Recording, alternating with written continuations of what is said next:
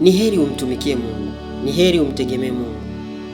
Yaani ni heri tu umtegemee Mungu, kwa sababu kumtegemea Mungu ni kusema ya kwamba nguvu zako sio zako, ni za Mungu.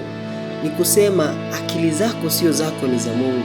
Ni kusema uweza wako sio wako, ni wa Mungu. Ni kusema spidi yako sio yako, ni ya Mungu. Na unavyokiri ya kwamba nguvu zako sio zako, ni za Mungu, akili yako sio yako, ni ya Mungu, uweza wako sio wako, ni wa Mungu, ndipo unapomwambia Mungu afanye kazi kwenye maisha yako, na Mungu akuonekanie kwa namna ambavyo haukuwahi kuona kabla. Na ndipo ambapo utaweza kuwashinda maadui zako, kwa sababu wao wanadhani uweza wao ni wa kwao, wanadhani mbio zao ni za kwao, wanadhani hekima hiyo walionao ni ya kwao.